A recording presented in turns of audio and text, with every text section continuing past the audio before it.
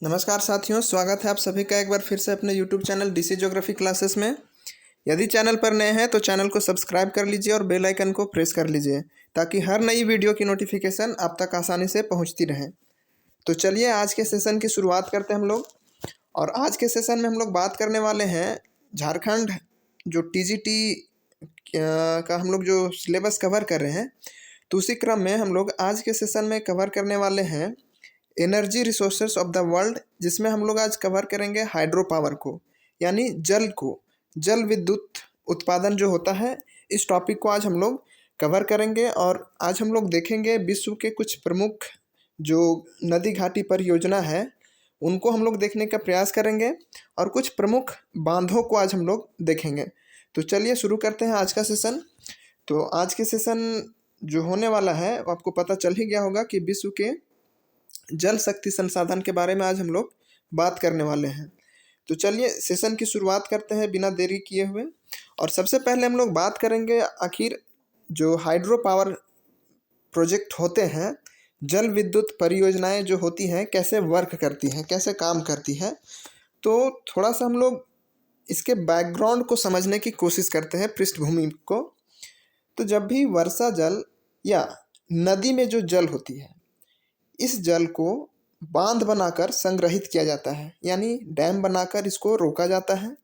और जो डैम में पानी इकट्ठा होता है, इस जल को टरबाइन के ऊपर गिराया जाता है। अब जब टरबाइन के ऊपर ये जल गिरता है तो ये टरबाइन क्या होता है, घूमने लगता है। और जब ये टरबाइन घूमता है तो ये फिर इलेक्ट्रिसिटी जनरेट करती है। इसी प्रकार ये जो विद्युत का निर्माण होता है कुछ इसी प्रोसेस से होकर होता है। आपको यहाँ दिख रहा होगा कि ये एक नदी है, इस नदी के ऊपर एक डैम बनाया गया है और इस डैम का पानी को छोड़ा जाता है ऊंचाई से।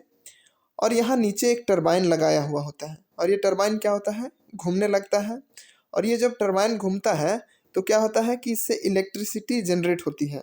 और यही इलेक्ट्रिसिटी ये जो ट्रांसफार्मर में इसको कलेक्ट करके रखा जाता है, स्टोर किया जाता है, जो कि हम लोगों का जो घरों में जो बिजली जलती है उसके यूज में इसको लाया जाता है।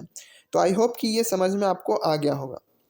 हम कुछ और बात करें इसके पृष्ठभूमि की, तो प्राचीन काल में क्या होता था कि जब लोग उतने शिक्षित नहीं थे, पढ़े लिखे नहीं थे, तो जल का उपयोग केवल लोग पीने के लिए करते थे।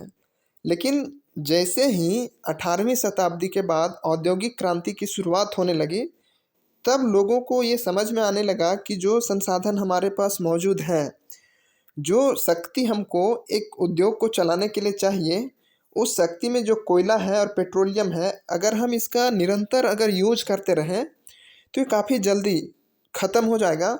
और फिर जो हमारे उद्योग हैं वो बहुत जल्दी बेकार हो जाएंगे, बंद पड़ जाएंगे।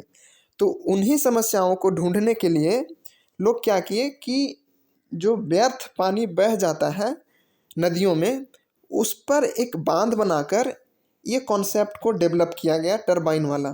ठीक है, तो यही कॉन्सेप्ट था टरबाइन का। अब हम बात करते हैं कि जो जल विद्युत है, हाइड्रो इलेक्ट्रिसिटी प्रोजेक्ट है, इसको श्वेत कोयला भी कहा जाता है। ये काफ़ी इंपॉर्टेंट है आपके परीक्षा के पॉइंट ऑफ व्यू से। श्वेत कोयला किसे कहा जाता है, तो जल विद्युत परियोजनाओं को। ठीक है, इसकी सर्वाधिक जो संभावित क्षमता है, पोटेंशियल है, वो अफ्रीका कॉन्टिनेंट में है। उसके पीछे भी रीजन है, और क्या रीजन है, तो नील और कांगो जैसी विशाल नदियाँ अफ्रीका महाद्वीप में ही प्रवाहित होती हैं, जिसके कारण जो जलप्रपात हैं वो यहाँ काफ़ी अधिक दिखने को मिल जाते हैं। और चूँकि जलप्रपात से लोगों को बांध बनाने की आवश्यकता नहीं होती है, वहाँ केवल टरबाइन लगाकर ही विद्युत का उत्पादन किया जाता है। इसलिए जो अफ्रीका महाद्वीप है, ये पूरे दुनिया में सबसे ज़्यादा पोटेंशियल अफ्रीका महाद्वीप में ही है। ठीक है, अब कांगो नदी विश्व की सर्वाधिक संभावित जल विद्युत उत्पादन क्षमता समाहित किए हुए हैं। अभी आपको हम बताएं वही चीज़। अगर हम विश्व में जल विद्युत उत्पादन की बात करें, उत्पादक देशों की बात करें, तो चाइना सबसे आगे है, उसके बाद कनाडा है, फिर ब्राज़ील है, उसके बाद रसिया, अमेरिका, नॉर्वे, भारत का भी स्थान आता है। तो ये क्रम आगे पीछे हो सकता है, लेकिन जो पहला है वो चाइना है और दूसरा कनाडा है, ये तो तय है। ओके, नेक्स्ट अगर हम बात करते हैं तो जल विद्युत शक्ति औद्योगिक क्रांति की शुरुआत के लिए आवश्यक ऊर्जा स्रोत प्रदान किया। यानी जब इंडस्ट्रियल रिवॉल्यूशन हुआ, औद्योगिक क्रांति हुई, उस समय जो एनर्जी चाहिए था वो जल विद्युत से ही फुलफिल किया जा सका।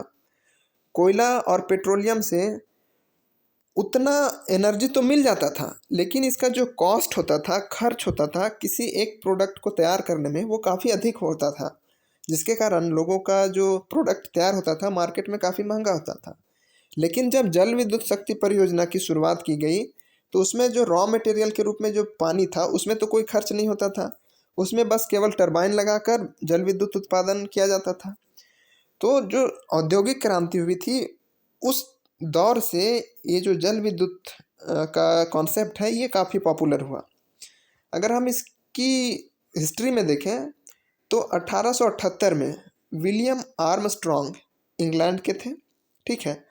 इन्होंने क्या किया, दुनिया की पहली जो पनबिजली योजना थी वो विकसित की थी, ठीक है। यानी ये कंप्लीट तैयार नहीं किए थे, लेकिन जो कॉन्सेप्ट था, आइडिया था कि एक डैम बनाया जाए, उस डैम से पानी को नीचे छोड़ा जाएगा, वहाँ टरबाइन लगाया जाएगा और टरबाइन से फिर ये इलेक्ट्रिसिटी जनरेट करेगा। तो ये कॉन्सेप्ट विलियम आर्मस्ट्रॉन्ग का ही दिया हुआ है। जिसके बाद जब इंडस्ट्रियल रिवॉल्यूशन हुआ तो ये काफ़ी तेज़ी से विश्व के अन्य देशों में फैला, जिससे लोग अपने अपने देशों में विद्युत उत्पादन करना शुरू कर दिया जल से। आई होप कि आपको क्लियर होगा। अगर हम चीन के जल विद्युत परियोजना की बात करें तो कुछ इम्पॉर्टेंट है। चाइना में तो बहुत सारे जल विद्युत परियोजना है, हाइड्रो पावर प्रोजेक्ट है, लेकिन उसमें जो कुछ इम्पॉर्टेंट है जैसे थ्री गॉर्जेस बांध, ठीक है। थ्री गॉर्जेस प्रोजेक्ट जो है वो यान्स्की नदी पर है और इसकी स्थापना 2008 में हुई थी। स्थापना तो शायद इसका पहले भी हुआ था, लेकिन जो प्रोडक्शन है वो 2008 से शुरू हो गया था। और अगर इसका कैपेसिटी हम देखें, क्षमता देखें, उत्पादन क्षमता, तो 22,500 मेगावाट इसकी उत्पादन क्षमता है, ठीक है। नेक्स्ट अगर हम बात करें तो जिलू ओडू, ये भी जिन्सा नदी पर है।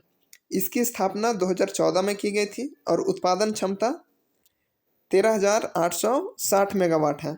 चीन की सबसे बड़ी थ्री गॉर्जेस जो प्रोजेक्ट है वो है, ठीक है, एशिया की यहाँ तक की।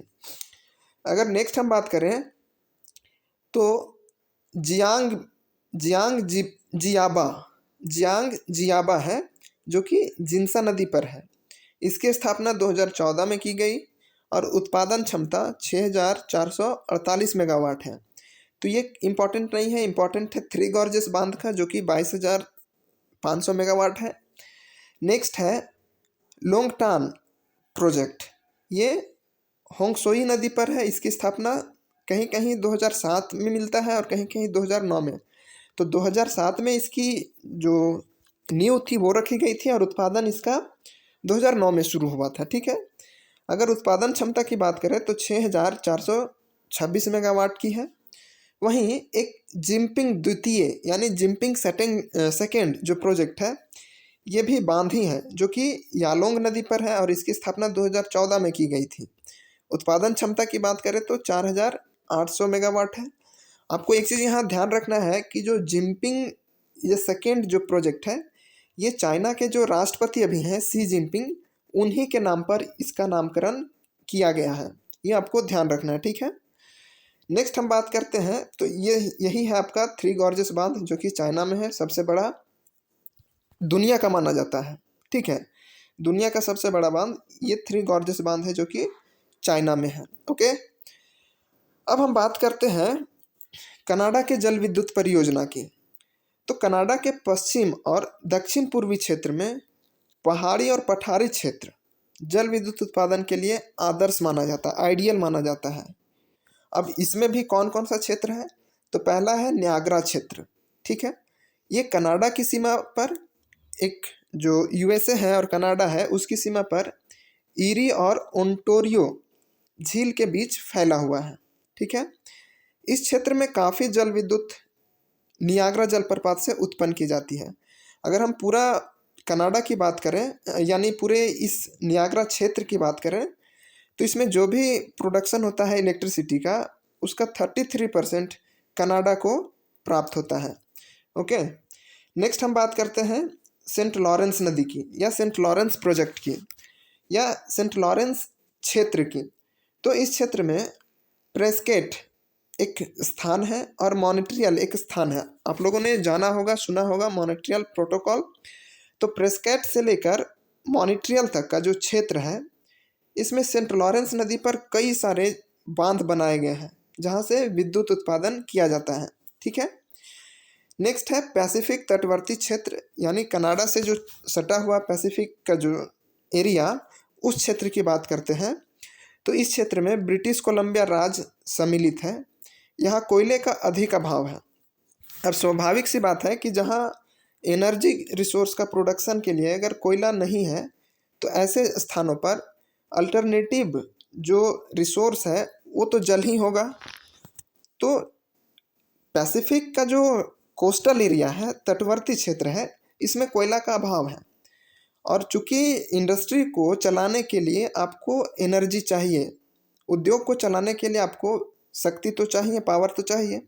तो उसके लिए लोग जल को एक सोर्स के रूप में देखा। और ये जो कोलंबिया का जो क्षेत्र है, इसमें जो नदियाँ प्रवाहित होती है, उन नदियों पर कई सारे जलप्रपात पाए जाते हैं। और इन्हीं जलप्रपातों पर क्या किया गया कि टरबाइन लगाकर इलेक्ट्रिसिटी का प्रोडक्शन किया गया। ठीक है। अब यहाँ एक चीज़ और आपके लिए इम्पोर्टेंट है कि जो फ्रेजर और कोलंबिया है, फ्रेजर और कोलंबिया, ये दो नदी है पैसिफिक कोस्टल एरिया का। और इन्हीं दो नदियों पर काफ़ी सारे वाटरफॉल का फॉर्मेशन हुआ है, निर्माण हुआ है, जहाँ पर टरबाइन लगाकर जल विद्युत का उत्पादन किया जाता है। नेक्स्ट हम बात करते हैं नॉर्थ अमेरिका की, उत्तरी अमेरिका की। तो इसमें जो मुख्य जल विद्युत उत्पादन क्षेत्र है वो पूर्वी अटलांटिक समुद्री क्षेत्र में है। ठीक है। जो जो ईस्टर्न अटलांटिक रीजन है, कोस्टल रीजन है, उस एरिया में भी काफ़ी जो वाटरफॉल है, जलप्रपात है, उसका निर्माण हुआ है। ठीक है। पिडमाउंट पठार तथा तट के बीच काफ़ी अधिक जलप्रपात पाए जाते हैं। और जहाँ भी जलप्रपात पाए जाते हैं वहाँ बांध बनाने की ज़रूरत नहीं होती है। वहाँ केवल टरबाइन और जो भी इलेक्ट्रिसिटी का इक्विपमेंट होते हैं उसको इस्टेब्लिश करके वहाँ से इलेक्ट्रिसिटी का प्रोडक्शन किया जा सकता है। नेक्स्ट हम बात करते हैं न्यू इंग्लैंड रीजन की। तो यह क्षेत्र प्राचीन समय से ही जो ग्लेशियर्स थे, इसके एक्टिविटी से काफ़ी अफेक्टेड रहा है। इसलिए यहाँ का जो प्राकृतिक सुविधा है, उसकी उपस्थिति में काफ़ी जल विद्युत तैयार की जाती है। यानी यहाँ नेचुरली ही ऐसा स्ट्रक्चर है जो अर्थ का, यानी सरफेस का स्ट्रक्चर, कि जो वाटरफॉल्स है नेचुरली काफ़ी सारे डेवलप हुए हैं, जिसके कारण यहाँ जो इलेक्ट्रिसिटी का डेवलपमेंट है वो काफ़ी आसानी से हो गया है। हम आगे बात करते हैं नियाग्रा जलप्रपात क्षेत्र की। तो यह पूर्ण रूप से नियाग्रा का अभी हम लोगों ने देखा था कनाडा में भी, और नियाग्रा का जो क्षेत्र है ये नॉर्थ अमेरिका में जो यूएसए है उसमें भी फैला हुआ है। तो न्यूयॉर्क तथा कनाडा के बीच ये फैला हुआ है।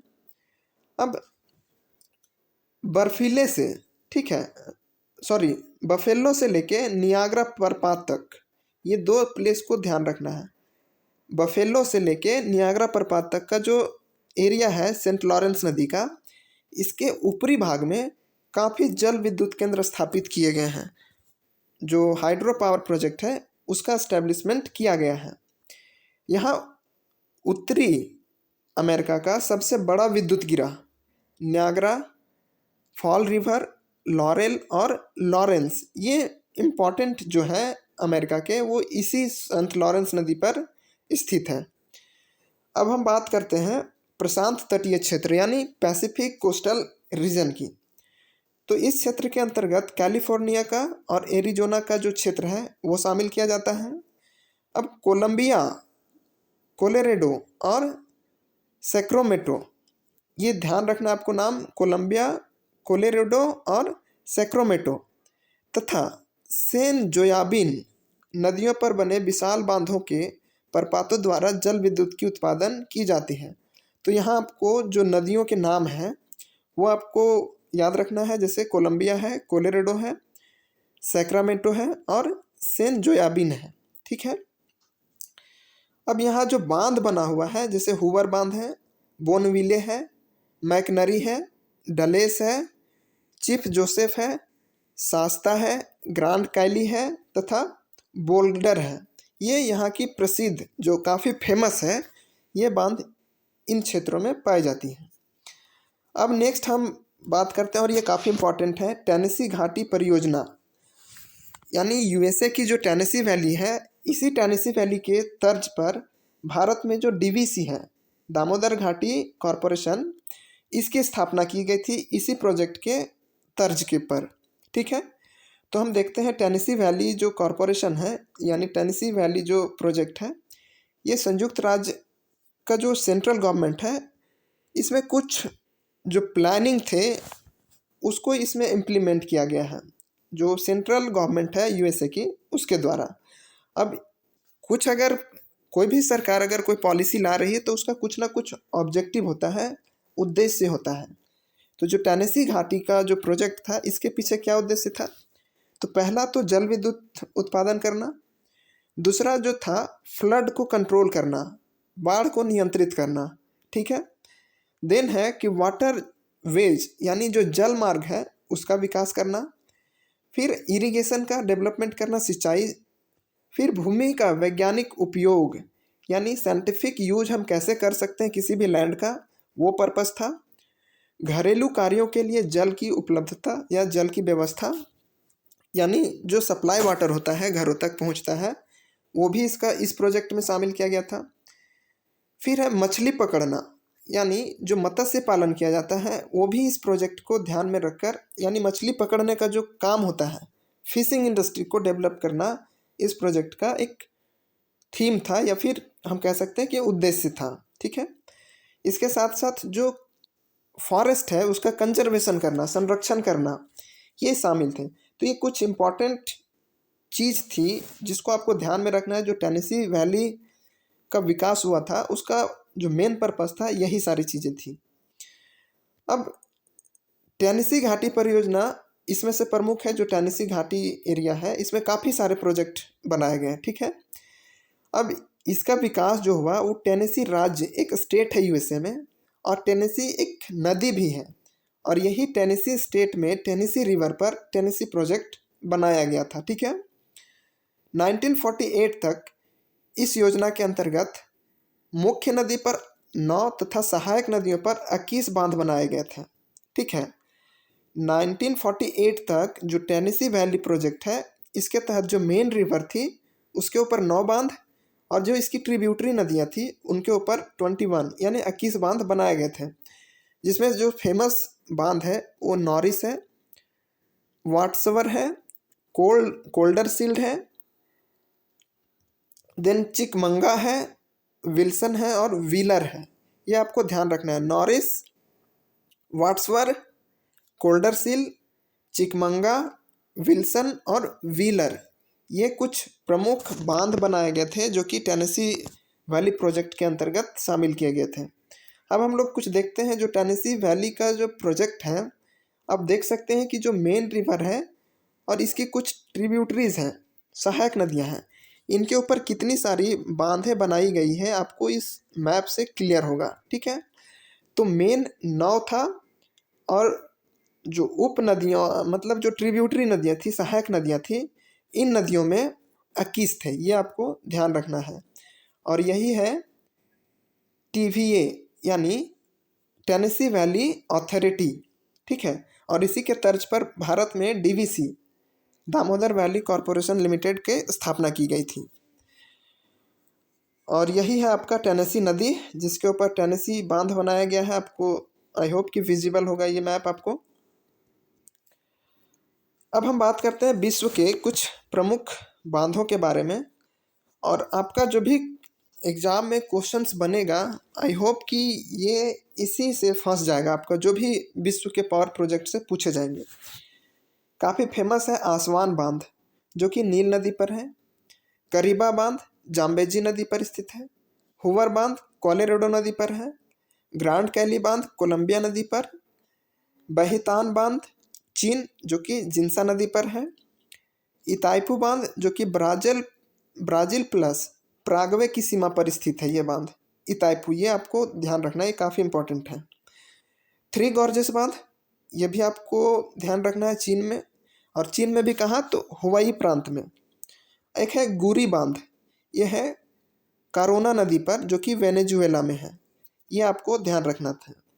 तो यही था आज का एक हमारा छोटा सा सेशन। आई होप कि सेशन आपको पसंद आया होगा। अगर आप इस टेलीग्राम चैनल को ज्वाइन नहीं किए हैं तो इस टेलीग्राम चैनल को ज्वाइन कर लीजिए। इसी टॉपिक से रिलेटेड आपको इस टेलीग्राम चैनल पर फ्री में आपको जो क्विज है वो प्रोवाइड करवाया जाता है। तो आप इस टेलीग्राम चैनल को ज्वाइन कर लीजिए ताकि आप जो भी चीज़ें पढ़ रहे हैं उससे रिलेटेड आपको प्रैक्टिस के लिए क्वेश्चंस मिल सके। तो थैंक यू सो मच, मिलते हैं नेक्स्ट लेसन में, तब तक के लिए धन्यवाद।